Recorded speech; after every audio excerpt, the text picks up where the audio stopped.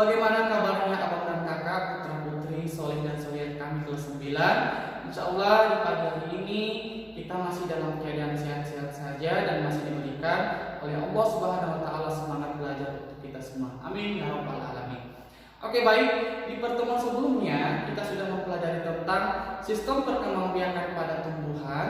Kita sudah mengenal apa itu yang namanya perkembangbiakan vegetatif, apa itu perkembangbiakan generatif. Bapak ulangi sedikit, kalau dia perkembangbiakan vegetatif yaitu perkembangbiakan tanpa bertemunya sel gamet jantan dan sel gamet betina, yaitu nanti ada yang secara alami, ada juga yang secara buatan. Yang secara alami misalnya ada bertunas, ada geragi atau stolon, ada tunas adventif, ada umbi lapis, umbi akar dan lain-lain. Itu semuanya menghasilkan keturunan tanpa bertemunya sel kelamin jantan dengan sel kelamin betina. Ada juga yang secara buatan ataupun campur tangan manusia, misalnya ada merunduk, ada mencangkok, ada mengopulasi dan lain-lain. Nah, pada pertemuan kali ini Bapak akan melanjutkan pelajaran tentang perkembangbiakan generatif pada tumbuhan. Generatif artinya adalah perkembangbiakan secara kawin. Kalau kawin artinya bertemunya sel gamet jantan dengan sel gamet betina. Nah, Bapak ingin tanya dulu, kemarin Bapak sudah menugaskan menggambar bagian-bagian dari bunga pada tanaman. Siapa yang masih ingat sel kelamin jantan pada bunga itu apa?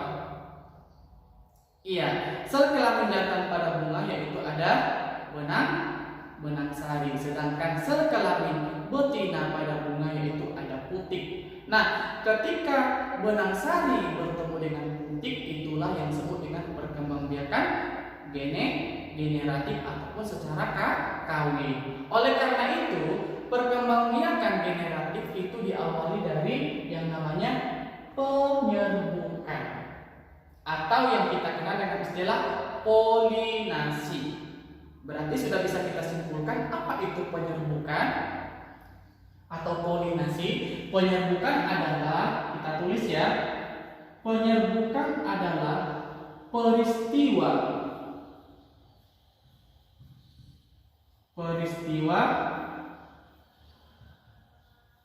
jatuhnya benang sari di atas kepala putih. Bapak ulangi sekali lagi, penyerbukan adalah peristiwa jatuhnya benang sari yang tadi sel kelamin jantan di atas kepala putih atau sel kelamin betina. Itulah yang disebut dengan penyerbukan.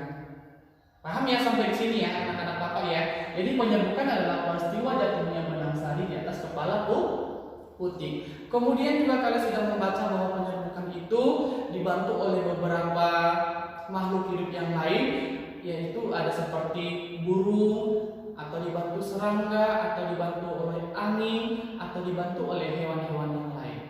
Silakan nanti dibaca bukunya abang dan kakak. Ya, di sini Bapak menjelaskan jenis-jenis penyerbukannya saja, bahwa penyerbukan itu ada 4, yaitu penyerbukan sendiri, ada penyerbukan tetangga, ada penyerbukan silang, dan ada penyerbukan basta. Bapak jelaskan satu-satu. Apa itu penyerbukan sendiri, Pak?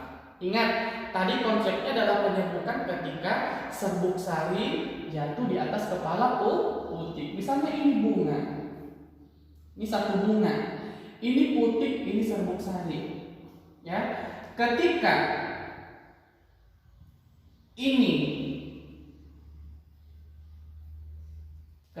yang ini titik-titik ini jatuh di atas kepala putik, itulah yang disebut dengan penyerbukan.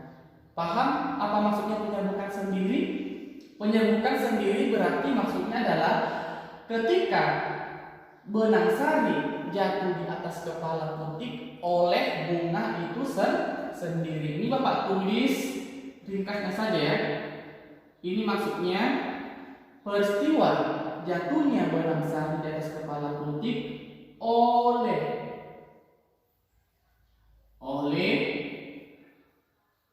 bunga itu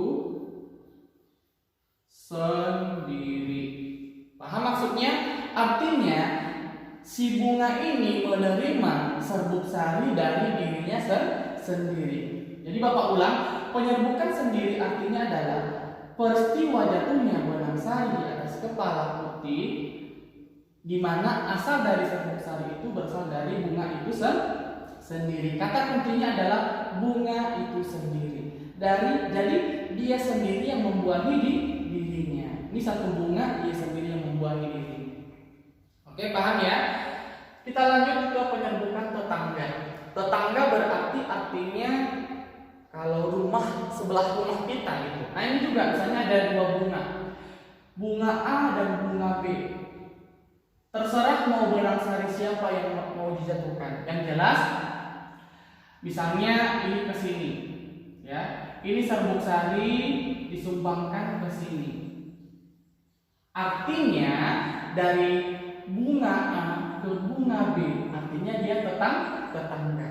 Siapa yang bisa menjelaskan?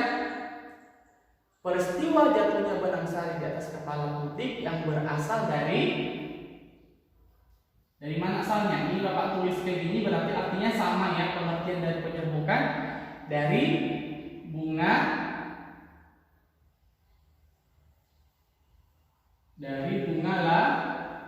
lain. Ini Bapak ulangi. Penyerbukan tetangga artinya adalah peristiwa jatuhnya benang sari di atas kepala putih yang berasal dari bunga lain. Bunga A, bunga B menyerbuki temannya. Kalau dia terbalik juga tidak masalah. Yang jelas dari bunga yang lain. Paham ya? Kemudian selanjutnya penyerbukan silang. Kalau silang kita sudah bercerita tentang ini misalnya satu pot. Ini pot A dan pot B. Jadi nanti abang dan kakak dia punya bunga, misalnya sama-sama bunga mawar, satu pot A dan pot B. Tetapi dari masing-masing pot itu dia saling membuahi. Misalnya seperti ini. Siapa yang bisa mengartikannya? Bapak tuliskan begini. Artinya ini sama.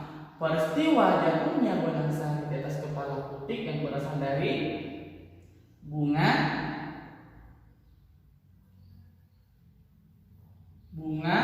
pohon lain. Berasal dari bunga pohon yang lain, tetapi masih satu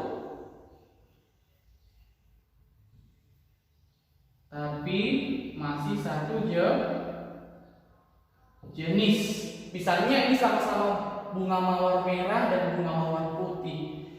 Mereka saling menyerbuki antara pot yang satu dengan pot yang lain. Makanya di sini ada kalimat bunga tapi pohon yang lain, pohon A, pohon B. Kalau ini dia masih satu pohon tetapi dari bunga yang lain. Paham ya? Bapak ulangi, penyerbukan silang artinya adalah penyerbukan yang berasal dari serbuk sari berasal dari bunga pohon lain tetapi masih satu jenis. Nah, misalnya bunga mawar A dan bunga mawar B.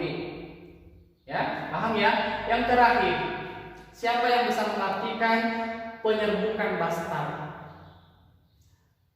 Cluenya adalah ini dari jenisnya berbeda. Bunga A, bunga B tapi jenisnya berbeda. Misalnya ini bunga mawar, ini bunga melati. Hampir sama pengertiannya dengan penyerbukan silang. Siapa yang bisa? Oke, kita tuliskan. Penyerbukan bastar adalah di mana serbuk sari berasal dari bunga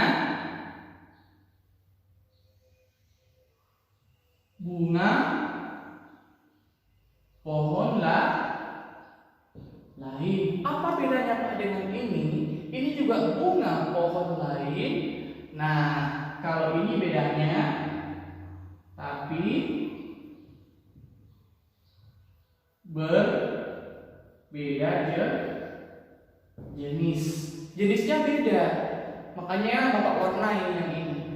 Artinya ini bunganya kalau yang ini bunganya dia agak mekar, yang ini agak kuncup. Misalnya ini bunga mawar, ini bunga melati. Artinya serbuk sari berasal dari bunga pohon lain, tetapi dia jenisnya berbeda. Kalau penyerbukan bastar jenisnya berbeda, kalau penyerbukan silang itu jenisnya sama, tapi tetap berasal dari bunga pohon lain. Jadi kata kuncinya ada bunga lain, ada bunga tapi pohonnya lain, ada juga bunga pohon lain tapi jenisnya berbeda.